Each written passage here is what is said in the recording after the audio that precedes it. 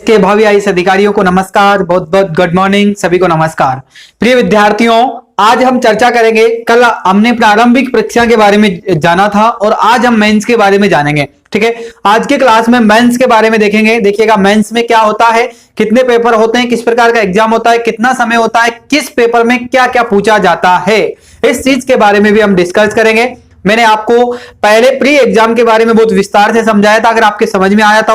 उसके बावजूद मैंने आपको सिलेबस सेंड किया था कि इस प्रकार से ये चीजें पढ़नी है आपको। ठीक है, चलिएगा अब हम मेंस की शुरुआत करते हैं। सबसे पहले मेंस को आप कहते क्या है? देखिएगा, मेंस को आप कहीं लोग कहते हैं मेंस, यानी कि अंग्रेज जो लोग होते हैं वो इसको मेंस बोलते हैं, जबकि इसको कुछ लोग प्रधान परीक्षा भी कहते हैं। ठीक है, प्रधान परीक्षा भी इसको कहा जाता है और इसके बाद में प्रधान कहा जाता है। अंग्रेज लोग जो होते हैं वो मेंस कह देते हैं और इसके बाद में इसको मुख्य परीक्षा के नाम से भी जाना जाता है। किसके नाम से? मुख्य परीक्षा के नाम से भी इसको जाना जाता है। ठीक है ना, तो देखिएगा इन चीजों के बारे में हम जानेंगे। इसमें कितने पेपर होते हैं, कैसा सिलेबस होता है, कितना इसमें टाइम दिया जाता है, कहां से इसमें सिलेबस मैचिंग करता है, किस प्रकार के सवाल पूछे जाते हैं, किस प्रकार से आंसर लिखना है, इन सब चीजों के बारे में जानना है। देखिएगा, सबसे पहले एक चीज आती है, आप सभी को एक चीज का पता होना चाहिए। जैसे ही आपका प्रीलिम्स एग्जाम कंप्लीट होता है, उसके बाद में आपको मेंस के लिए प्रीलिम्स का रिजल्ट जारी कर दिया जाता है। उसके बाद में आप मेंस एग्जाम देने के लिए तैयार होते हैं, यानी कि मेंस एग्जाम दे सकते हैं, मेंस एग्जाम में आप बैठ सकते हैं। लेकिन मेंस एग्जाम में बैठने के बाद में भी एक खतरा होता है, जहां पर होता है माध्यम। माध्यम का मतलब होता है कि आप जैसे हिंदी और इंग्लिश माध्यम वो अलग चीज होती है। उसके बाद में आपको दो लैंग्वेज पेपर होते हैं। दो लैंग्वेज पेपर में आप हमेशा कहते हैं कि सर हिंदी और इंग्लिश होती है, लेकिन ऐसा नहीं है। हिंदी और इंग्लिश नहीं होती है, इस चीज की आपको गलत इंफॉर्मेशन है। इसी चीज को आप ध्यान रखिएगा। देखिएगा, मैं बता देना चाहता हूं आपको, पहली जो परीक्षा होती है, पहला जो पेपर होता है वो आपके अनुसूची 8 में, भारतीय भाषाओं में अनुसूची 8 में जो भाषाएं लिखी हुई है, यानी कि जितनी भाषाएं आपके हैं, यानी कि 22 है, 20 है, 25 है, जितनी भी भाषाएं आपके हैं, उन भाषाओं में से आपको एक पेपर चूज करना होता है, एक लैंग्वेज चूज करनी होती है, उसमें आपको भाषा चूज करनी होती है। समझ में आ रही बातें? यानी कि भाषा का पेपर होता है पहला, ये आपको क्वालिफाई करना होता है, जिसमें आप इसमें आप हिंदी ले सकते हैं, अगर आप चाहते हैं तो हिंदी ले सकते हैं। इसके बाद में आप और भी कोई लैंग्वेज ले सकते हैं, जिसमें बहुत सारी लैंग्वेजेस दी गई है ना। वो आपको जब आपका एग्जाम, यानी कि आप एग्जाम फॉर्म भरेंगे, तब आपको सब चीजें समझा दी जाएगी, सब चीजें आपको बता दी जाएगी। जैसे नोटिफिकेशन आएगा मैं आपको बता दूंगा। ठीक है, तो इसमें से आपको बहुत सारी भाषाएं होती है, उनमें से आपको एक चूज करना होता है। उसके बाद में क्या होता है, इस चीज को समझिएगा। देखिएगा, जिस प्रकार से मैंने आपको बताया कि पहला आपका भारतीय भाषाओं का होता है, जिसमें से भारतीय यानी कि अनुसूची 8 में जितनी भी भाषाएं दी गई है, उनमें से एक भाषा चूज करनी होती है और एक भाषा को पास करनी होती है, जिसमें से अगर आप आसान लगती है तो आप हिंदी ले सकते हैं। सामान्य अधिकतर विद्यार्थी हिंदी ही भाषा रखते हैं। ठीक है, इसके बाद में ये ऑप्शनल की बात नहीं हो रही है, ये लैंग्वेज पेपर है, उनकी बात हो रही है। दूसरा आपका होता है अंग्रेजी का प्रश्न पत्र। ये रियलिटी होती है कि ये अंग्रेजी का प्रश्न पत्र होता है। देखिएगा, 2013 में जो बदलाव किए गए हैं, 2013 में जो बदलाव हुए हैं, उसके आधार पर आपको अंग्रेजी भाषा में एक पेपर दिया गया है। यानी कि हिंदी माध्यम के जो रिजल्ट खराब हुआ है वो 2013 के बाद में ही हुआ है अधिकतर। वो इसलिए हुआ है, पहला तो ऑप्शन होता है कि विद्यार्थी पढ़ना नहीं चाहता। अब आप ही देख लीजिएगा ना, आपको 3 या 4 दिन या फिर 2 महीने या 3 महीने तक ही आप तैयारी कर पाएंगे। उसके बाद में आपको ऐसा लगेंगे कि हम तो आईएएस बन गए, वहीं से आप रवाना हो जाएंगे। मुझे पता है इस चीज का। अगर 2 साल तक अगर आप कंटेंट तैयारी नहीं कर सकते और 2 साल तक अगर आप नहीं कर सकते ना, तो मैं आपको यही कह देता हूं, अभी भी आपके पास बहुत बेहतरीन मौका है। अपना समय मत गवाइए। दूसरे फील्ड में अगर आप जाना चाहते हैं तो मत जा सकते हैं। ठीक है, 1 महीना आप पढ़िएगा आराम से, आपको पता चल जाएगा क्या पढ़ना है क्या नहीं पढ़ना है। इसके बाद में आपको पता चल जाएगा कितना समय देना है कितना नहीं देना। ये जरूरी नहीं है, यूपीएससी आपको टाइम नहीं मांगती कि आप टाइम दीजिएगा, यानी कि ये नहीं कहती कि 12 घंटे पढ़िएगा, 14 घंटे पढ़िएगा। बाकी ये कहती है कि जो भी पढ़ो ना वो रेगुलर पढ़िए, चाहे आप 2 ही घंटे पढ़िएगा, लेकिन रेगुलर पढ़िएगा उसको। अगर आप पढ़ाई का रूटीन तोड़ देते हैं तो फिर कोई मतलब नहीं आपका पढ़ने का। ठीक है, तो यही कहती है। इसके बाद में एक अंग्रेजी भाषा में, यानी कि एक अंग्रेजी का पेपर होता है, इसको आपको क्वालिफाई करना होता है। यानी कि 2 पेपर हो गए, ये 2 पेपर आपके 300 नंबर के होते हैं, यानी कि 600 नंबर के आपके 2 पेपर होते हैं। लेकिन ये आपकी मेरिट लिस्ट में नहीं जुड़ते ये नंबर, इस चीज का भी ख्याल रहना चाहिए खास तौर पे। ठीक है। और जो ये पेपर आपके जो होते हैं वो मुख्य रूप से मैंने आपको जिस प्रकार से टाइम बताया था, है ना, टाइम में आपको यहां पर 3 घंटे दिए जाते हैं। पहले प्रीलिम्स में आपको 2 घंटे दिए जाते हैं, यहां पर 3 घंटे दिया जाता है। लेकिन यहां पर एक चीज का सुख है, एक चीज का सुख क्या है, इस चीज को समझ लीजिएगा। देखिएगा, यानी कि अनुसूची 8 में से जो भी भाषा आप चूज करेंगे, इसमें से आपका परिणाम की अगर हम बात करें तो ये आपका 300 का पूर्णांक रहेगा। 300 में से आपको यहां पर केवल 25% नंबर लाने होते हैं। यहां पर 33% नियम नहीं लगता। यहां पर अगर आपके दिमाग में ये चल रहा है कि 33% लाना जरूरी होता है तो ये आपकी गलत इंफॉर्मेशन है, आपके दिमाग में गलत चीज है। यहां पर केवल 25% नंबर लाना जरूरी होता है। समझ में आई बातें? हिंदी हो या इंग्लिश हो, इन दोनों भाषाओं में आपको 25% नंबर लाना जरूरी होता है। कहने का मतलब दोनों में मिलाकर आपको 300 नंबर लाने हैं। समझ में आ रही बात है? यानी कि आपको यहां से 150 नंबर प्राप्त करना, सॉरी 150 से भी कम नंबरों में आपका यहां पर सिलेक्शन हो जाता है। वैसे आपको 50% अगर आप मानेंगे तो 50% को अगर आप जोड़ेंगे तो आपको 200-300 नंबर में आपका काम हो जाता है यहां पर, है ना। बाकी आपको मैं इतना यकीन दिलाता हूं कि आप लोग जो है, अगर आप मेरे कहे अनुसार चलेंगे और मेरे साथ अगर तैयारी करते चलेंगे तो मैं 2 साल में आपको बताऊंगा कि यहां पर 25% नहीं, यहां पर 60%, 75% नंबर लाए जा सकते हैं। बहुत सारे विद्यार्थी होते हैं जो यहां से 60%, 75% नंबर लाते हैं, लेकिन ये मेरिट लिस्ट में नहीं जुड़ते। दुर्भाग्य होता है उन बच्चों का, बेचारों का, है ना। बाकी ये चीजें बहुत आसान है। देखिएगा, इसमें मैं आपको अंग्रेजी जो है, अंग्रेजी में आपको इंग्लिश बोलना सिखाऊंगा। यानी इंग्लिश स्पीकिंग का आपको कोर्स करने की जाने की जरूरत नहीं है। इंग्लिश में आपको सिखाऊंगा, बोलना आपको सिखाऊंगा, सब चीजें मैं आपको सिखाऊंगा। इंग्लिश लिखना सिखाऊंगा, इंग्लिश पढ़ना सिखाऊंगा, सब चीजें आपको मैं यही सिखाऊंगा, आप चिंता मत करिए। हिंदी के अंदर मैं आपको बताऊंगा क्या क्या आने वाला है। अब एक चीज और ध्यान लीजिएगा, अब अगर यहां पर यहां तक पहुंच ही गए हैं तो मैं आपको एक चीज और बता देना चाहता हूं, इसमें क्या क्या होता है, इस पेपर में क्या होता है, इस चीज को आप जान लीजिएगा। देखिएगा, इसमें आपको कुछ गद्यांश दिए जाते हैं, उनको समझना होता है। इंग्लिश में और हिंदी में दोनों में ऐसा ही होता है। देखिएगा, इसमें क्या होता है, कुछ गद्यांश दिए जाते हैं। जैसे यहां से लेकर एक गद्यांश दे दिया गया, यहां तक गद्यांश है। इसके बाद में नीचे आपसे 3 सवाल पूछे जा रहे हैं, है ना। 3 क्वेश्चन होंगे और 3 क्वेश्चन में से एक तो आपका इसका सारांश पूछेगा। यानी कि जो आपको दिया गया है, वो जिस टॉपिक पर आपको लिखा हुआ है पैराग्राफ, इसमें से आपको एक तो सारांश पूछेगा। एक इस प्रकार से अनुक्त यानी कि अनुपयुक्त यानी कि शब्द जो होते हैं, यानी कि विलोम पूछ सकता है, पर्यायवाची पूछ सकता है या प्रत्यय पूछ सकता है। कोई भी एक ऐसा उपकरण यानी कि एक ऐसा वर्ड होगा जिसका उसमें या तो पॉजिटिव पाया जाएगा या नेगेटिव, जो भी थिंकिंग होगी, यानी कि जो पर्सन की जो क्वालिटी होगी, पर्सन जो चीज मांग रहा है वो चीज उसमें होती है, उस पैराग्राफ में से ढूंढ कर देना होता है ना। यानी कि एक प्रकार का एग्जाम, जबकि ऑप्शनल में होता है, वो ऑप्शन होता है उसके सामने, यानी कि आप वहां से उसको देख सकते हैं, बिल्कुल वो चीज आपके पैराग्राफ में होती है। ये मत समझिएगा कि वो चीज आउट आएगी, वो चीज आउट नहीं आएगी, वो चीज उसी से आएगी। पर्यायवाची पूछ सकता है वो, उसके बाद में वो विलोम शब्द पूछ सकता है, उसके बाद में वो प्रत्यय पूछ सकता है, उसके बाद में संज्ञा पूछ सकता है, सर्वनाम, कोई भी चीज पूछे ना वो XYZ, आपको कोई दिक्कत नहीं है ना। तो इस प्रकार से 3-4 सवाल आपके एक पैराग्राफ के नीचे दिए जाते हैं और उनमें से आपको आंसर छांटना होता है। जैसे कि आपने 10th क्लास में आपने पैसेज पढ़ा है, हिंदी में आप पैसेज करके आते थे, वही आप इंग्लिश में पैसेज करके आते थे, वही चीजें यहां पर है। और एक और कुछ किस्मत की बात है आप सभी की कि देखिएगा, आज तक इस चीज को कोई विद्यार्थी समझ नहीं पाया, जबकि अपन को कक्षा 5 से यानी कि कक्षा 4 से 5 तक, यानी कि कक्षा 5 से ही अपन को क्या पढ़ाया जाता है, हम IAS की परीक्षा देते रहते हैं, लेकिन आज तक हमें इस चीज को समझने में नहीं आई और समझना नहीं चाहते। लेकिन इसको समझिएगा, आज तक आप क्या कर रहे थे, यानी कि आप कक्षा 4 से ही आप क्या दे रहे थे, IAS का एग्जाम दे रहे थे, लेकिन आप समझ ही नहीं पाए कैसे एग्जाम दे रहे थे। अब ये चीजें आपको यहां पर नोटिस करेंगे और आपको पता चलेगा, ये तो हमारी छोटी स्कूलों में होता था, छोटी क्लासों में होता है और यही UPSC के एग्जाम में होता है। वहीं से छोटी चीजों से ही बड़ा स्तर बनता है, इस चीज का आपको पता होना चाहिए। यानी कि NCERT बुक से ही बेस कंप्लीट होता है विद्यार्थी का, है ना। वो सब चीजें मैं कंप्लीट करवाऊंगा, चिंता मत करिए। 2 साल का वक्त दीजिए मुझे, मेरे साथ जुड़े रहिएगा। मैं बताता हूं कैसे कंप्लीट नहीं होती, हर चीज कंप्लीट होगी। NCERT बुक कंप्लीट होगी, यानी कि सारे सब्जेक्ट कंप्लीट होंगे, आप चिंता मत करिएगा, ठीक है। तो कक्षा 4 से ही हमारे पास में पैसेज आते हैं, हिंदी में होते हैं, इंग्लिश में होते हैं, उनका आंसर हम देकर आते हैं एग्जाम में, है ना।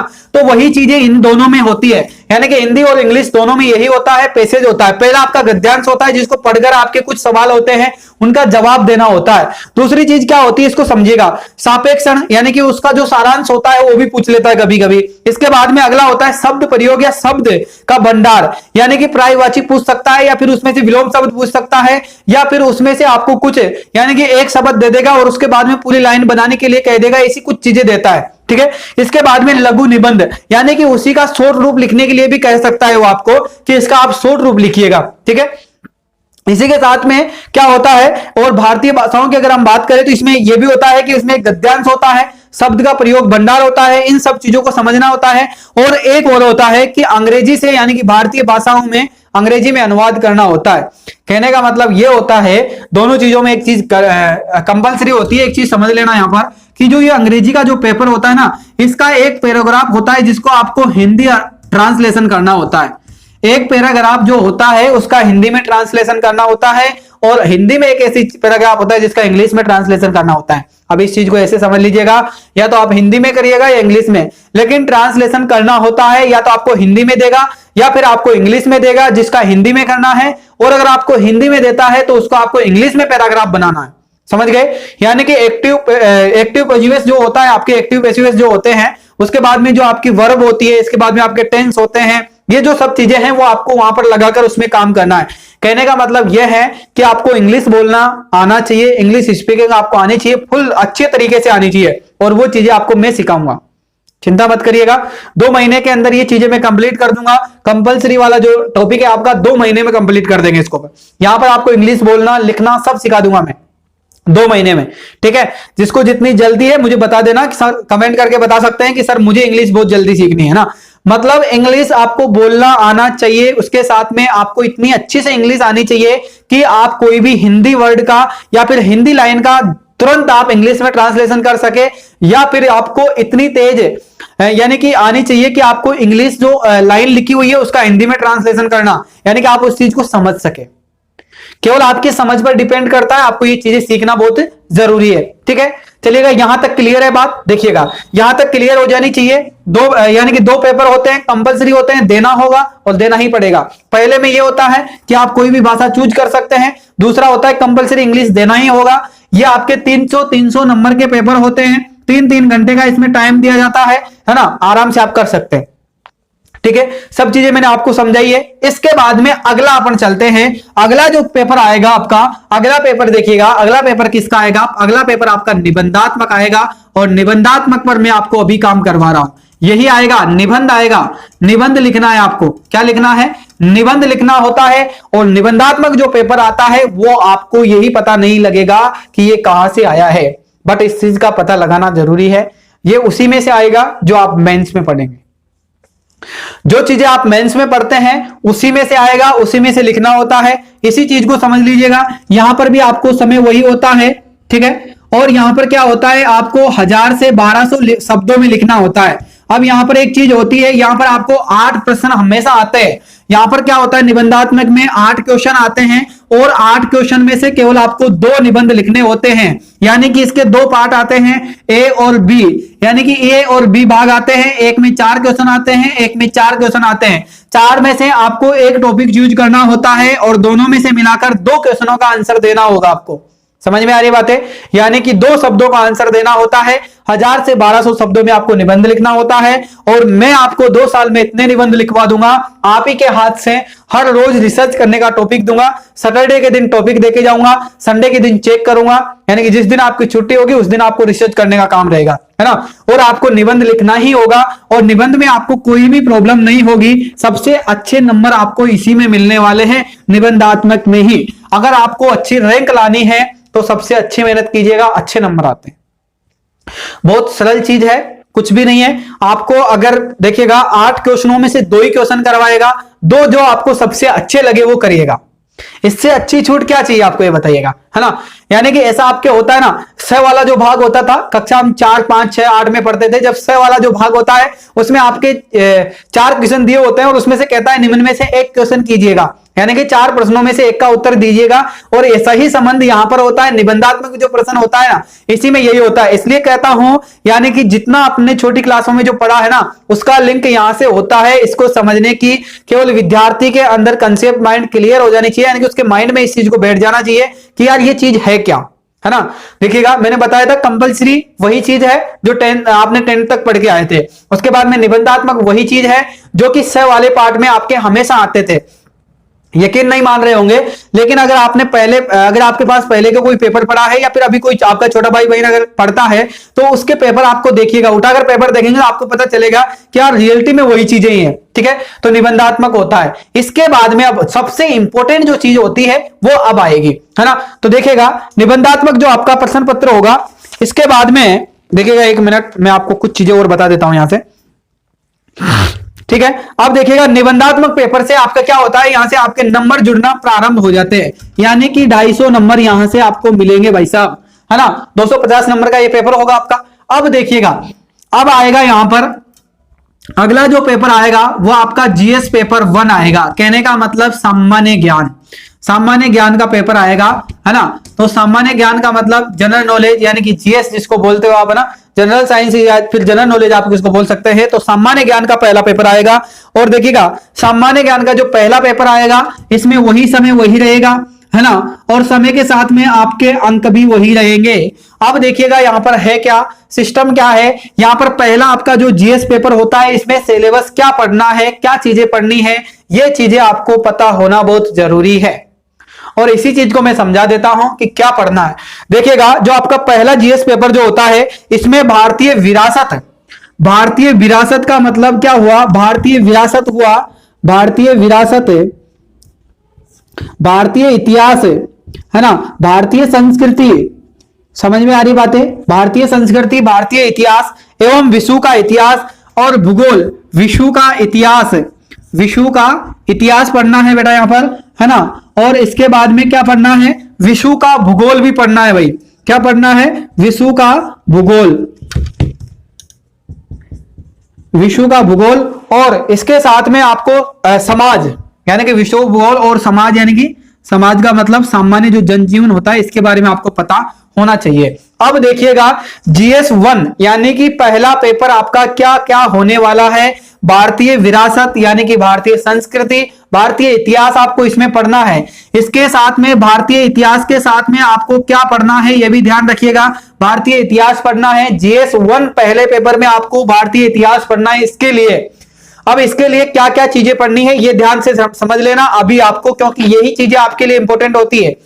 और मैं तो ये कहता हूं प्रत्येक पेपर में, यानी कि जो प्रत्येक पेपर में आपको यहां पर बता रहा हूं, ये सब पेपर आपके जो नोट्स में आपको बनवा रहा हूं, अभी आपकी जो क्लासें चल रही है इसमें आपको नोट्स बनाने के लिए दिए जा रहे हैं, आपको पीडीएफ दिए जाते हैं। तो आप उन नोट्सों के पहले वाले पेज में ये चीजें लिखिएगा कि ये जो चीजें मैं लिख रहा हूं, ये मैं जो चीजें पढ़ रहा हूं, ये इस पेपर के लिए पढ़ रहा हूं और इसका सिलेबस ये है।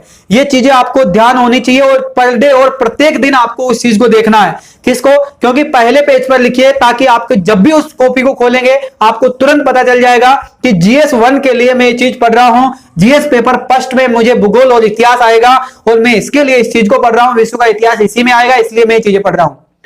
ऐसा नहीं होना चाहिए कि आप भारत का भूगोल पढ़ रहे हैं या विश्व का भूगोल पढ़ रहे हैं और आपको कोई आपके जो सीनियर्स हैं, यानी कि सीनियर आपके भाई है, आपके माता पिता है, कोई आके पूछ लिया कि बेटा ये इतिहास पढ़ रहा है लेकिन ये किस पेपर में आएगा, तो ऐसे कहे कि शायद पता नहीं है अभी तो, है ना। तो ऐसा नहीं होना चाहिए। आपको चाहे कोई पूछे या ना पूछे, मैं तो ये कहता हूं कि आपकी जो टेबल है ना जहां पर आप स्टडी करते हैं उसके सामने इसको चिपका के रखिएगा। जीएस पेपर में इतिहास पढ़ना है, जीएस पेपर फर्स्ट में इतिहास पढ़ना है, भूगोल पढ़ना है, विश्व में पढ़ना है और समाज पढ़ना है। यानी कि विश्व भूगोल भी पढ़ना है, भारत का भूगोल भी पढ़ना है और भारतीय इतिहास भी पढ़ना है, विश्व का इतिहास भी पढ़ना है। वो किस में पढ़ना है, मुझे जीएस पेपर फर्स्ट में पढ़ना है, जीएस पेपर फर्स्ट में पढ़ना है। अब यहीं से एक चीज क्लियर कर देता हूं मैं, चलेगा, आगे इस चीज को क्लियर करूंगा, चलिए यहीं कर देते हैं। देखिएगा, अब एक सबसे बड़ा फायदा किसको होगा, यहां पर सबसे बड़ा फायदा इस चीज को होगा कि यहां पर ऑप्शनल सब्जेक्ट जो व्यक्ति चूज करेगा, ऑप्शनल जो पेपर होते हैं वो आपके आगे आएंगे। ऑब्जेक्ट जो पेपर होते हैं वो आप इतिहास चूज कर सकते हैं, क्योंकि आप इतिहास अगर वहां से चूज करेंगे तो आपको ये चीजों की कोई दिक्कत नहीं होगी। ठीक है, चलेगा, आगे चलते हैं। अभी तो एग्जाम को बहुत घुमा फिरा के बताया गया है। अब यहां पर ऐसा मत समझना कि देखिएगा अगर आप ऑप्शनल सब्जेक्ट इतिहास ले लेंगे तो आपको फिर भी इसके अंदर पढ़ना है। ऑप्शनल सब्जेक्ट का मतलब आपका ऑप्शनल जो हो गया वो तो अलग चीज है, लेकिन उसके बाद में यहां पर आपको इतनी ही चीजें कवर हो पाएगी ऑप्शनल लेने के बाद भी। लेकिन बेटा इसके बाद में भी आपको विश्व का जो इतिहास है ना वो भी इसमें कवर कर लोगे आप, चलिए कोई बात नहीं है। लेकिन आपको जो भूगोल है ना, विश्व का जो भूगोल है, जो भारत का जो भूगोल है ना, वो तो इसी में पढ़ना पड़ेगा, वो तो अलग से पढ़ना ही पड़ेगा। एग्जाम ऐसे ही नहीं बनाया गया, जीएस पेपर फर्स्ट सेकंड जितना डिवाइड किया गया ना उसका कुछ मतलब निकाला है ना। अगर ऐसा हो जाता ना कि यहां पर केवल भारतीय ये इतिहास ही दे देता ना, भारत का और विश्व का इतिहास दे देता, और उसके बाद में कोई विद्यार्थी ऑप्शनल में जाकर अगर इतिहास चूज कर लेता तो उसका तो पूरा काम कंप्लीट हो गया था। क्योंकि देखिएगा यानी कि 250 नंबर तो यहां से मिल जाएंगे उसको। अब 250 नंबर में से अगर उसने कुछ कर दिया यानी कि समझ लीजिएगा उसको यहां से 180 नंबर भी प्राप्त हो गए, तो इसके बाद में वो आगे जाके ऑप्शनल सब्जेक्ट 2 लेगा यानी कि 500 नंबर का, यानी कि 2 बार उसको एग्जाम देना है तो 500 नंबर। अब वो 500 में से मान लीजिएगा अगर 300 नंबर वो ले आता है तो आप करीबन मानिएगा वो कितना आगे निकल जाएगा बाकी विद्यार्थियों से। इसलिए एग्जाम का पैटर्न ऐसा बनाया गया है कि अगर आप ऑप्शनल सब्जेक्ट भी चूज करेंगे तब भी आपको एक सब्जेक्ट में आप कमजोर रहेंगे। यानी कि इसमें अगर आप भूगोल लेंगे, अगर इस पेपर में आप भूगोल लेंगे तब भी आपको इतिहास पढ़ना ही पड़ेगा। अब इस चीज को एक समझिएगा यहां पर, लेकिन यहां पर एक साधारण फंडा है अगर आप समझ पाए तो। साधारण फंडा यह है कि प्रीलिम्स एग्जाम में भी आपको इतिहास पढ़ना है, भूगोल पढ़ना है। क्या क्या पढ़ना है प्रीलिम्स एग्जाम में? भूगोल कहां कहां का पढ़ना था मैंने आपको पहले बताया था, यानी कि भारत का भूगोल पढ़ना है, स्वतंत्रता आंदोलन भी पढ़ना है। तो वही चीजें ये यहां पर मांग रहा है मेरे भाई कि ये सब चीजें वहीं पर पढ़िए ना आपने, जो चीजें इसको यहां पर पढ़नी है। यहां पर केवल संस्कृति यानी कि भारतीय संस्कृति, पहनावा, जो भी चीजें हैं वो अलग पढ़नी है, बाकी वही चीजें यहां पर आएगी, है ना। तो उसको गहराई से पढ़ेंगे तो प्रीलिम्स अपने आप कंप्लीट हो जाएगा। इसके बाद में विश्व का इतिहास, विश्व का इतिहास का मतलब तात्पर्य है वहां पर आपको प्रीलिम्स में आपको विश्व का इतिहास नहीं पूछा उसने, लेकिन मेंस के लिए आपको क्या पढ़ना है? विश्व का इतिहास भी पढ़ना है। इसके ज्यादा टॉपिक नहीं है, विश्व के इतिहास के बहुत कम टॉपिक है, 1857 के समथिंग का पूछता है, वो मैं आपको बहुत अच्छा से और बहुत अच्छे से क्लियर कर दूंगा। इसके बाद में विश्व का भूगोल। अब विश्व के भूगोल में आपको पता है प्रीलिम्स में उसने पहले ही कह दिया कि भारत और विश्व का भूगोल पूछूंगा मैं, तो उसने आगे जाके जीएस पेपर फर्स्ट में भी कहा कि मैं भारत और विश्व का फिर भूगोल पूछूंगा आपसे। तो क्या करना है, भारत और विश्व का जो भूगोल है उसको अपन को क्या करना है? बिल्कुल क्लियर करना है, जीरो लेवल से जहां तक उसका उद्भव हुआ है ना, जहां से उसका जन्म हुआ है, जहां से उसका विकास हो रखा है ना, जहां तक वो बड़ा हुआ है ना, जहां तक उसके बीवी बच्चे सब आए ना, उसकी पूरी पीढ़ी का अपन को क्या पता रखना चाहिए? सब कुछ पता होना चाहिए। समझ में आ गई बात है? यही चीज क्लियर करना चाह रहा हूं मैं, यही तो चीज पढ़ा रहा हूं, इसलिए तो मैं आपको सिलेबस समझा रहा हूं। मेरा उद्देश्य यही है सिलेबस समझाने का कि आपको इस चीज का पता चले कि विश्व भूगोल, यानी कि विश्व भूगोल हम प्रीलिम्स में भी पढ़ेंगे और मेंस में पढ़ेंगे। यानी कि इसलिए प्रीलिम्स में जो विद्यार्थी तैयारी कर रहे हैं 25,000 रुपए देके, उनसे मैं आग्रह करता हूं इतने बेवकूफ मत बनिएगा। 25,000 रुपए देके क्या 50,000 देके आप प्रीलिम्स की कभी तैयारी मत कीजिएगा। मेंस से प्रीलिम्स की तैयारी हो जाती है अगर आप करेंगे तो। बाकी सब्जेक्ट आगे समझाता हूं, देखिएगा। चलिए यहां तक बातें क्लियर है। पहले पेपर में क्या क्या पढ़ना है एक बार दोहरा दीजिएगा। विश्व का भूगोल पढ़ना है और विश्व की जो समाज है उसके बारे में पढ़ना है, विश्व का इतिहास पढ़ना है, भारत का इतिहास पढ़ना है सामान्य रूप से, ठीक है, इस चीजों का ध्यान रहना चाहिए। इसके बाद में अगले टॉपिक पर चलते हैं, ठीक है। अब इसके बाद में अगला पेपर आपका है वो आपका GS2 होता है भाई, है ना, सामान्य ज्ञान। सामान्य ज्ञान का दूसरा पेपर आपका होगा, इसको भी सामान्य ज्ञान कहा जाता है, इनकी GS2 कहा जाता है। वही 3 घंटे का समय होगा, वही 250 नंबर का ये होगा मेरे भाई। समझ में आ रही बात है? अब जोड़िएगा, चलेगा आगे चलते हैं। तो इसमें क्या होगा, इसमें क्या क्या पढ़ना है इस चीज को देख लीजिएगा। प्रश्न पत्र आपका जो सेकंड है इसमें आपको शासन व्यवस्था, पॉलिटिकल साइंस पूछ रहा है, बोलिएगा ये क्या कह रहा है? सीधा सीधा कह रहा है शासन व्यवस्था, याद कर लीजिएगा, शासन व्यवस्था। अब यहां पर बहुत सारे विद्यार्थियों को फायदा भी होगा, अभी मैं बताऊंगा। शासन व्यवस्था हो गया, संविधान हो गया, शासन व्यवस्था हो गया, संविधान हो गया। इसके बाद में आपको शासन प्रणालियां हो गई, शासन प्रणालियां, ठीक है, शासन प्रणालियां हो गई। इसके बावजूद क्या हुआ, अगला टॉपिक आपका सामाजिक न्याय और अंतरराष्ट्रीय संबंध। सामाजिक न्याय, सामाजिक न्याय व अंतरराष्ट्रीय संबंध, अंतरराष्ट्रीय संबंध, अंतरराष्ट्रीय संबंध, ठीक है। अब यहां पर एक चीज समझ लीजिएगा, अब मैंने पहले फिर आपको प्रीलिम्स में समझाया था कि शासन व्यवस्था यानी कि पॉलिटिकल साइंस पढ़नी है, संविधान ये वहां भी पढ़वा रहा था, वहां भी कह रहा था संविधान पढ़नी है मेरे भाई, शासन प्रणालियां भी पढ़नी थी वहां पर आपको। यहां पर सामाजिक न्याय यानी कि ये विषय आपको वहां पर नहीं दिया गया था, प्रीलिम्स में आपको सामाजिक न्याय नहीं दिया गया था, ये आपको मेंस में जोड़ा गया है, ठीक है। इसके बाद में अंतरराष्ट्रीय संबंध उसने शुरुआत में ही पूछ लिए थे कि अंतरराष्ट्रीय संबंध, भारत का अंतरराष्ट्रीय संबंध के बारे में, करंट नॉलेज के बारे में, तो आपको यहां से मेंस के लिए करिए, आप तैयारी करिएगा ना। मैं यही तो समझा रहा हूं, यही कहना चाह रहा हूं कि बेटा प्रीलिम्स की तैयारी मत करो भाइयों, साथियों, मेरे दोस्तों, मेरे मित्रों, मेरे प्यारे विद्यार्थियों, प्रीलिम्स की तैयारी मत करो, तैयारी मेंस की करो। केवल इतना ध्यान रखो कि ये किस पेपर में पूछेगा। अब देखो ना, इसमें सीधा सीधा बताया है, प्रीलिम्स में जीएस पेपर पहले में उसने बता दिया कि आपको क्या क्या क्लियर करना है। इतिहास ज्योग्राफी पढ़ोगे तो किसके लिए पढ़ोगे, जीएस 1 के लिए पढ़ोगे, और उधर प्रीलिम्स के लिए भी आपको वही पढ़ना है जो आप जीएस 1 के लिए पढ़ रहे हो। इधर प्रीलिम्स में यानी कि प्रीलिम्स में भी आपको वही चीजें पढ़नी है, और जीएस सेकंड के लिए भी आपको वही चीजें पढ़नी पड़ रही है। अंतरराष्ट्रीय संबंध उसमें आएगा, शासन प्रणालियां उसमें आएगी, उसके बाद में संविधान उसमें आएगा, इसके बाद में शासन व्यवस्था भी उसी में आएगी। समझ में आ रही है ना, उसी में आएगी आपके। इसके बाद में सामाजिक न्याय एक अलग टॉपिक है, इसको अभी जोड़ा गया है। न्याय जस्टिस जिसको बोलते हैं वो अभी इसमें जोड़ा गया है, सामाजिक न्याय अलग है, इसको अलग तरीके से पढ़ाऊंगा। अब एक चीज का फर्क और पड़ जाता है यहां पर, अब इससे यहां पर कुछ विद्यार्थियों को फायदा हो जाता है।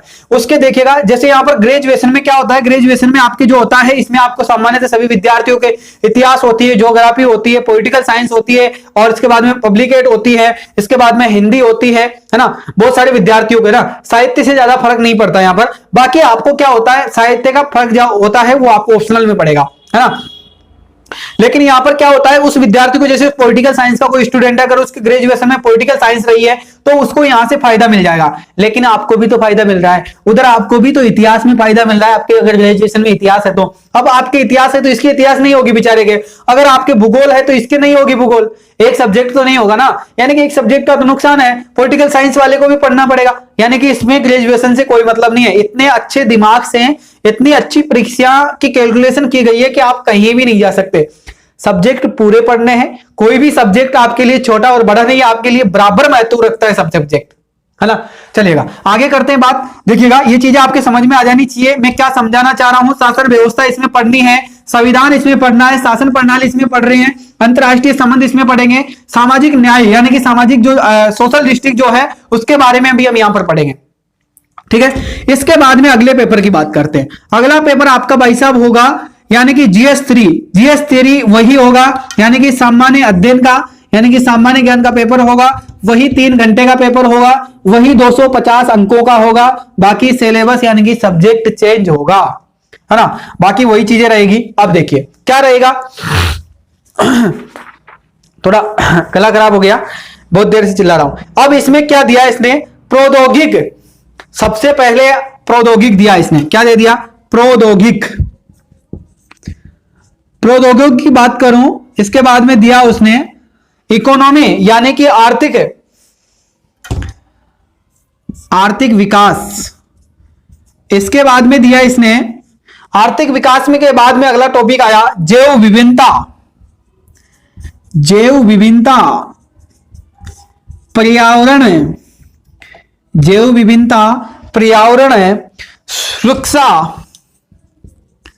सुरक्षा व आपदा प्रबंध, यानी कि आपदा प्रबंध इसको कहते हैं। अभी आपको समझाऊंगा, यह आपदा प्रबंध वाला जो टॉपिक है यह भी इसी में आता है, एनवायरमेंट वाले में, यानी कि पर्यावरण में। अब मेरे साथियों, अब इससे ज्यादा कोई मूर्ख व्यक्ति हो सकता है क्या जो प्रीलिम्स की तैयारी करने जाता है। अब देखिएगा, मैंने बताया इतिहास पहले में, इतिहास ज्योग्राफी पहले पेपर में कंप्लीट करनी है, दूसरे पेपर में पॉलिटिकल साइंस करनी है, ठीक है। इसके बाद में तीसरे वाले पेपर में क्या क्या करवा रहा है, अब देखो तीसरे पेपर में आपने प्रौद्योगिक यानी कि आर्थिक विकास यानी कि इकोनॉमी आपको कहां पढ़नी है, प्रीलिम्स में भी आपने इकोनॉमी पढ़नी है, एनवायरमेंट में पढ़नी है ना आपको, यानी कि एनवायरमेंट में आपको पर्यावरण पढ़ना है ना। पर्यावरण पढ़ोगे आप किसमें, प्रीलिम्स के लिए, आपदा प्रबंध उसमें आप पढ़ोगे। इसके बाद में सुरक्षा यानी कि अंतरराष्ट्रीय सुरक्षा या बॉर्डर सुरक्षा, कुछ भी सुरक्षा जो भी है वो आपको यहां पढ़नी पड़ेगी। जीव विभिन्नता भी आपको यहां पढ़नी पड़ेगी एनवायरमेंट में, ठीक है। इसके बाद में आर्थिक विकास आपको इकोनॉमी से पढ़ना पड़ेगा। ठीक है। प्रौद्योगिक टॉपिक आपको इकोनॉमी से पढ़ना पड़ेगा, यानी कि इकोनॉमी यहां पर आएगी। इकोनॉमी आपके जीएस पेपर 3 में आएगी, जबकि आपके कहां भी आएगी, प्रीलिम्स में भी आएगी। और आपका पर्यावरण इन्वायरमेंट कहां आएगा, प्रीलिम्स में भी आएगा। और मेंस में किस पेपर में आएगा, जीएस 3 पेपर में आएगा। समझ में आ गई, क्लियर हो गई बातें। चलिए आगे चलते हैं, समझ में आ जाना चाहिए, बहुत आसान चीजें है ना, यही समझाने की कोशिश कर रहा हूं। प्रौद्योगिक क्या क्या पढ़ेंगे इसमें आप, प्रौद्योगिक पढ़ेंगे, इकोनॉमी के बारे में पढ़ेंगे, जैव विभिन्नता पढ़ेंगे, पर्यावरण पढ़ेंगे, ठीक है। इसके बाद में आपदा प्रबंध पढ़ेंगे, इसके बाद में सुरक्षा पढ़ेंगे, है ना। यानी कि ये सब चीजें अपन जीएस पेपर 3 में पढ़ेंगे और उधर आपके प्रीलिम्स एग्जाम में भी हम ये चीजें पढ़ेंगे, ठीक है। इसके बाद में अगला आ जाइएगा, अगला आपका हो गया जीएस पेपर 4, लास्ट पेपर है भाई, जीएस पेपर 4 हो गया। और जीएस पेपर जो 4 है इसमें आपका वही सामान्य ज्ञान होगा और वही 3 घंटे का समय होगा, वही 250 अंकों का ये होगा आपका, ठीक है। जीएस पेपर 4 में क्या होगा, नीति शास्त्र यानी कि सत्यनिष्ठा और अभिरुचि, नीति शास्त्र, नीति शास्त्र और अभिरुचि,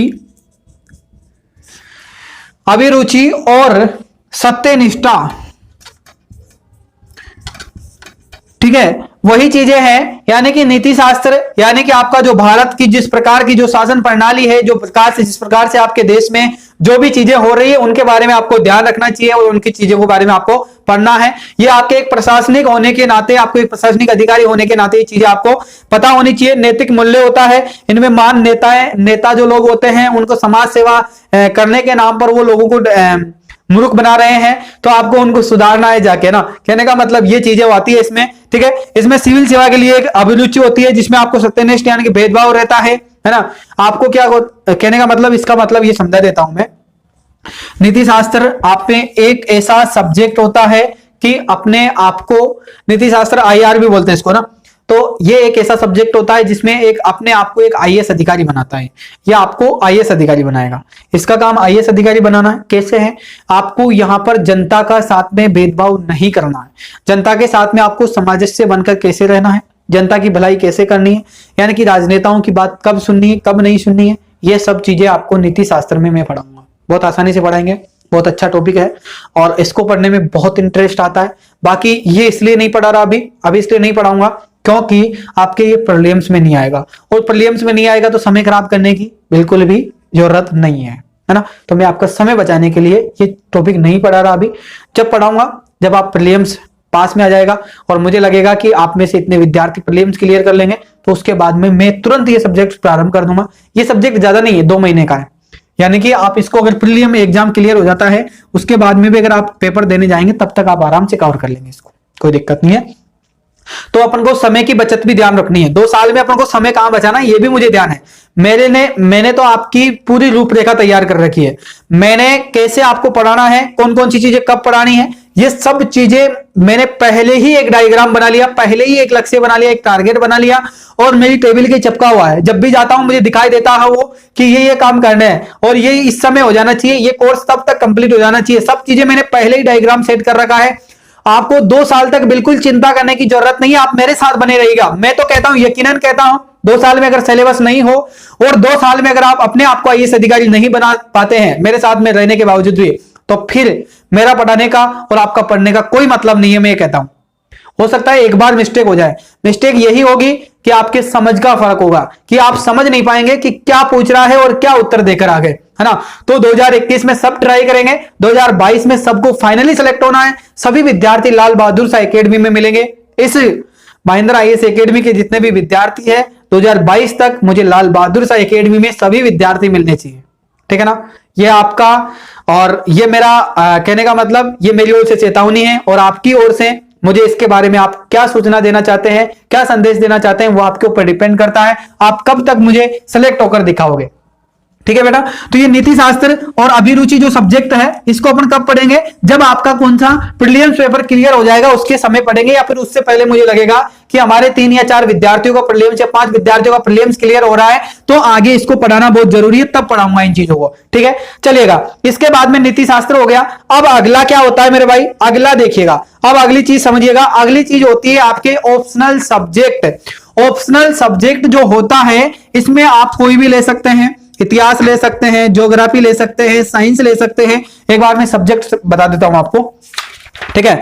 अब एक बार आप सब्जेक्ट लिख लीजिएगा, सॉरी सब्जेक्ट सुन लीजिएगा, आप लिखेंगे क्या ध्यान से सुन लीजिएगा, बाकी मैं सब चीजें सेंड कर दूंगा। इसमें देखिएगा कृषि विज्ञान यानी कि एग्रीकल्चर का कोई स्टूडेंट है तो एग्रीकल्चर ले सकता है। इसके बाद में पशुपालन और पशु चिकित्सक विज्ञान होता है, इसमें आप ले सकते हैं। इसके बाद में नर विज्ञान होता है, ठीक है, यानी कि मानव पर रिसर्च होता है, वो विज्ञान आप ले सकते हैं। इसके बाद में वनस्पति विज्ञान ले सकते हैं, रासायनिक विज्ञान ले सकते हैं, सिविल इंजीनियरिंग बन सकते हैं, इंजीनियरिंग ले सकते हैं। इसके बाद में वाणिज्य और लेख विधि ले सकते हैं। इसके बाद में अर्थशास्त्र ले सकते हैं। इसके बाद में आप क्या क्या ले सकते हैं, यहाँ पर ऑप्शनल में इतिहास ले सकते हैं। इसके बाद में आपका अर्थशास्त्र है। अब मैं आपको यहां पर एक चीज बता देता हूं, यहां पर इसके बाद में आपका भूगोल है, भूगोल है। इसके बाद में आपको राजनीतिक विज्ञान है यानी कि पॉलिटिकल साइंस है। यानी कि ये 4 सब्जेक्ट आपके ऑप्शनल अगर है तो ये 4 सब्जेक्ट आपको इसी संस्था में, इसी कोचिंग में और यहीं पढ़ाए जाएंगे। आपको कहीं जाने की आवश्यकता नहीं है। इसके लिए ऑप्शनल के लिए कहीं भी भटकने की जरूरत नहीं है, कहीं भी पैसा व्यर्थ करने की जरूरत नहीं है। इन्हीं पैसों में और इसी के साथ में ऑप्शनल भी कंप्लीट हो जाएगा, ठीक है, इसकी चिंता मत करना। इतिहास में आपको पढ़ा दूंगा, अर्थशास्त्र पढ़ाऊंगा, भूगोल पढ़ाऊंगा, राजनीतिक विज्ञान पढ़ाऊंगा। चारों सब्जेक्ट ऑप्शनल, आपको जो अच्छा लगे वो ले लेना। कोई भी सब्जेक्ट ले लीजिएगा, मेरी तरफ से कोई भी सब्जेक्ट लीजिएगा, मेरे लिए चारों सब्जेक्ट अच्छे हैं। आप कोई भी लीजिएगा। आप मेरे को ये मत कहिएगा कि सर मैं इतिहास ही ले, बताओ इतिहास ले या भूगोल ले, मेरे को मत पूछिएगा। आपको जो अच्छा लगता है ना इनमें से, मैं तो ये कहता हूं 3 महीने और पढ़िएगा, 3 महीने तक पढ़िएगा, आपको पता चल जाएगा कौन सा सब्जेक्ट अच्छा है या नहीं है। 3 महीने पढ़ेंगे तो अपने आप पता चल जाएगा कि ये सब्जेक्ट अच्छा है मेरे लिए या फिर ये खराब है, किसमें मेरा बेस कंप्लीट है। और एक बात और ध्यान रखिएगा, यहां से अगर आपके ग्रेजुएशन में जैसे इतिहास नहीं है, अर्थशास्त्र नहीं है, भूगोल नहीं है, राजनीतिक विज्ञान नहीं है ना, या फिर आप जो भी सब्जेक्ट लेना चाहते हैं, हिंदी लेना चाहते हैं, संस्कृत लेना चाहते हैं, कुछ भी लेना चाहते हो, अगर आपके ग्रेजुएशन में ये सिलेबस, ये सब्जेक्ट नहीं है तो जो आपको यानी कि इंटरव्यू जो होगा उसमें आपको जवाब देने के लिए भी तैयार रहना है। इसी का जवाब मांगेंगे वो, आगे जाके क्या कहेंगे कि आपने ये सब्जेक्ट क्यों चूज किया, 100% ये सवाल पूछेंगे और इसका जवाब आप साधारणतः आपको देना है। आप कहेंगे कि सर हमारी कोचिंग में अच्छे पढ़ाते थे, या फिर मैंने मेरी इच्छा से लिया है, या फिर मुझसे ये फायदा मिला इससे इसलिए मैंने ये लिया। सब चीजें आपको ढूंढकर लेके जाना है।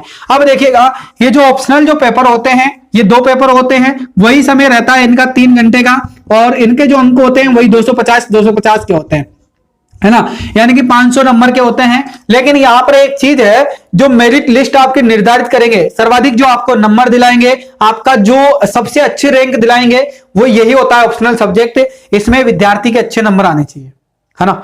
अच्छे नंबर आने का मतलब यह है, अब यहां पर एक चीज का हो जाता है, एक विद्यार्थी को नुकसान होता है। यहां पर जो ये विद्यार्थी होते हैं साइंस सेक्टर से होते हैं, ये कृषि विज्ञान से होते हैं, ठीक है, यानी कि ये और कोई भी सब्जेक्ट का विद्यार्थी होता है, जैसे मैथ रीजनिंग वाला जो ऑप्शनल लेता है, इनको फायदा मिल जाता है यहां पर, है ना। लेकिन आप लोगों को यहां पर बहुत बड़ा फायदा मिलेगा। अब आप लोगों को फायदा क्या मिलेगा, आपको सबसे पहला समय है कि आपको हिंदी माध्यम के विद्यार्थी का समय की बहुत अच्छी बचत होगी। अगर हिंदी माध्यम का विद्यार्थी अगर इस चीज को समझे कि मेरी समय की बचत कैसे करनी है, तो ये आपके समय की बचत के लिए बहुत बेटर उपाय है और बहुत बेटर चीज है। अब मैं बताऊं कैसे, देखिएगा, जैसे आप इतिहास लेंगे, ऑप्शनल सब्जेक्ट इतिहास लेंगे, अर्थशास्त्र लेंगे, भूगोल लेंगे या राजनीतिक लेंगे। अब आप इतिहास लेंगे तो भाई साहब आपको इतिहास तो प्रीलिम्स में भी आपके काम आ रही है, वो तो आपने प्रीलिम्स में भी अच्छे नंबर प्राप्त कर लिए, वहां से मेंस में आए तो मेंस में भाई साहब आपने तो फर्स्ट पेपर में बहुत अच्छी बाजी मार ली। यहां पर अगर 250 नंबर में से, जैसे भूगोल भी उसने पूछ लिया, तो अगर 250 नंबर में से यकीन मानिएगा अगर 150 नंबर के क्वेश्चन अगर आपके किसके आ गए, 150 नंबर के अगर आपके इतिहास के आ गए, तो भाई साहब अगर आप यहां से 100 नंबर भी ले आए तो आप तो काफी विद्यार्थियों से आगे निकल गए, ऑलरेडी निकल गए कि नहीं निकले, है ना। अब इसके बाद में क्या करोगे भाई साहब, 100 यहां से मिल गए और 500 नंबर का यहां पर हुआ, और आपने यहां से अगर 400 नहीं तो 350 नंबर भी अगर आप यहां से ले आए ना, तो 350 और 450 नंबर, 450 नंबर तो आपको बहुत ऊंची रैंक पर ले गए भाई साहब। एक चीज और समझ लेना, ये 1700 यानी कि जो आपके नंबर है ना, अब एक चीज मैं यहां पर समझा देता हूं, साधारणतः आपको बताना चाह रहा हूं, आप समझ जाइएगा। यानी कि 1750 का जो टोटल आपका जो ये हो रहा है ना एग्जाम, ठीक है, 1750 का जो एग्जाम हो रहा है ना आपका, 1750, ठीक है। तो 1750 के बाद में आपका जो व्यक्तिगत प्रशिक्षण होगा, कहने का मतलब आपका इंटरव्यू होगा। इंटरव्यू आपका 275 नंबर का होता है ना। इंटरव्यू की बात करें तो इंटरव्यू आपका 275 नंबर का होता है ना। इंटरव्यू आपका 275 नंबर का होता है। लेकिन मैं उससे पहले एक बात कर रहा था, यहां पर 1750 नंबर आपके है ना। अब एक बात समझ लीजिएगा, यहां से आपको एक चीज का अनुमान लग जाना चाहिए। वैसे टोटलिंग अगर अपन करेंगे तो पूरा एग्जाम की अगर बात करते हैं, इंटरव्यू सहित अगर हम बात करेंगे, तो यहां पर 2025 नंबर, कितने 2025 नंबर है। टोटलिंग 2025 है पूरा। अब एक बात यहां पर समझ में नहीं आई होगी आपके कि यहां पर इतने नंबर है 2025। अब आप सोच रहे होंगे कि हम यहां इसमें से कम से कम 900 नंबर तो ले आएंगे, है ना। 900 या 2000, 900 या फिर 1000 नंबर तो ले आएंगे। भाई साहब, अगर 900 या 2000 नंबर अगर आप लेकर आते हैं ना, तो आप रैंक नंबर 1 से लेकर 10 नंबर तक की रैंक में आपका नाम रहेगा। समझ में आ रहे। यहां पर 600 और 700 नंबर जो लेकर आता है ना, उसका सिलेक्शन हो जाता है, वो सिलेक्ट हो जाता है। 700 नंबर वाला विद्यार्थी भी अच्छे से अपनी क्या पा लेता है, अपनी सीट पा लेता है, आईएएस अधिकारी बनता है। वो भी 750 नंबर में, 700 नंबर में भी आईएएस बनते हैं लोग। और ये 650 से नीचे यानी कि आपकी जो कैटेगरी होती है उस पर निर्धारित होता है। ये 600 जो नंबर होते हैं ना, 600 नंबर, 650 नंबर, ये लोगों को आईपीएस के नीचे के पद मिलते हैं, आईआरएस मिलता है। अब आप देख लो, अगर इतने भी आप नंबर नहीं ला सकते तो फिर क्या करोगे बताओ। कितनी अच्छी चीज है कि 2025 में से, यानी कि इतने नंबरों में से आपको मात्र 700 से 800 नंबर ही लाने हैं मेरे भाई। 700 से 800 नंबर ही लाने हैं। अब ये भी नहीं ला सकते तो फिर आपके ऊपर डिपेंड करता है आप क्या करना चाहते हैं। बाकी यहां से एक चीज आपके निर्धारित हो जानी चाहिए कि इतने नंबरों में से अपन को इतना नंबर लाना है। आज ही सोच लीजिएगा, आज ही आपको माइंड में बिठा लेना है कि मुझे 1000 नंबर लाने हैं, फिर मुझे 900 नंबर लाने हैं, ठीक है। लेकिन फाइनल सेलेक्ट की बात करूं तो कैटेगरी के अनुसार यानी कि 600 नंबर तक भी व्यक्ति का नंबर आ जाता है। कभी कभी 600, 650 नंबर भी तक भी क्या आ जाता है, आपका नंबर आ जाता है। और कभी मेरे पास जैसे प्रोजेक्ट जैसे उपलब्ध हो जाएगा, जैसे मेरे पास सामग्री और साधन उपलब्ध हो जाएंगे, क्योंकि मैं खुद भी सोच रहा हूं, एक बहुत बड़ा ड्रीम लेके चल रहा हूं। अगर मेरे पास जिस दिन सुविधा उपलब्ध हो जाएगी उस दिन मैं आपको सबके रैंक दिखाऊंगा, सबके नंबर दिखाऊंगा, हर टॉपर के नंबर दिखाऊंगा। मैं कहूंगा देखिएगा, इसका ऑप्शनल सब्जेक्ट ये था और यहां से इसको 150 नंबर मिले हैं, और ये जो सामान्य है ना, इनमें इतने इतने नंबर इनको मिले हैं। सब चीजें मैं आपको डिस्कस करूंगा। यहां पर 90 नंबर तक भी लाता है ना वो विद्यार्थी भी सिलेक्ट हो जाता है साला। आप देख लीजिएगा कितनी आसान चीजें, 90, 100 नंबर तक लाता है ना वो विद्यार्थी भी सिलेक्ट होता चला जाता है। बस उसकी रैंक गिरती जाती है ना। तो अब 250 में से अगर 90, 80, 70 नंबर भी नहीं ला सकते तो फिर जाओ, कुछ मत पूछो मेरे से ना। तो 2 साल की मेरी मेहनत और 2 साल की आपकी मेहनत आपको आईएएस अधिकारी बना के रहेगी। बात यही है, हिंदी माध्यम का विद्यार्थी क्या करता है, लंबे समय तक टिक नहीं पाता है। और यही सबसे सौभाग्य की बात है कि लंबे समय तक आप लोग नहीं टिक पाते हैं, है ना। ये उन विद्यार्थियों के लिए सौभाग्य की बात है जो 2 साल तक तैयारी करते हैं। और लोग कहते हैं ना कि बहुत जोर आता है ऐसी तैयारी करने में, अरे कुछ जोर नहीं आया, 2 साल तक मेहनत की है। बाकी विद्यार्थी ने, जो भीड़ ने फॉर्म भरा था ना, उसने 2 ही दिन पढ़ा था, 2 ही महीने पढ़ा था, यानी कि 5 ही महीने पढ़ा था, उससे ज्यादा नहीं पढ़ पाया। और जिसने क्लियर किया है ना, वो 2 साल में आसानी से पढ़ा है, उसने आराम से पढ़ा है और वो आसानी से क्लियर कर जाता है। और उसके बाद में कहता है कि मैंने बहुत मेहनत की है। वो आप लोगों को डराने के लिए कर रहा है, भ्रम दे रहा है आप लोगों को। वो भ्रम में मत रहिएगा। मैं कहता हूं ना, मैंने आपको सब चीजें कितनी खोल खोल के समझाई है ना, इसके बावजूद भी आपके समझ में नहीं आई तो फिर इससे अच्छी उपाय कुछ नहीं हो सकती। आप मुझे कमेंट करके बता देना सब कि आपके समझ में आया कि नहीं आया, इतना तो बता दीजिएगा प्लीज। आपसे निवेदन है हाथ जोड़ के कि आप समझ पाए या नहीं समझ पाए मेरी बात को। मैंने समझाया प्रीलिम्स में, मेंस में इतना सा फर्क होता है, कोई फर्क नहीं होता। मेंस के लिए जो चीजें पढ़ेंगे वही प्रीलिम्स में पूछी जाती है। समझ में आए। प्रत्येक सब्जेक्ट प्रीलिम्स का आपको मेंस में मिलेगा, ठीक है। केवल आपका सेकंड पेपर को छोड़कर, सेकंड पेपर में जो चीजें होती है वो अलग होती है, वो 10वीं लेवल की होती है, उसमें 33% लाना होता है, वो अलग चीजें होती है ना। तो वो अलग से पढ़ाऊंगा, ठीक है। चलेगा, आप अनुमति दीजिएगा, अगले दिन फिर मिलेंगे अगली क्लास में। और तब तक के लिए जय हिंद, जय भारत। और सभी विद्यार्थी अपने अटेंडेंस लगा के जरूर जाइएगा, अपना नाम लास्ट में कमेंट कीजिएगा। और उसके बाद में यहां पर एक कोड और लिख दीजिएगा भाई साहब, 02 कोड कमेंट कर देना आपके नाम के साथ में। इतनी सी मेहरबानी करना। जय हिंद, जय भारत।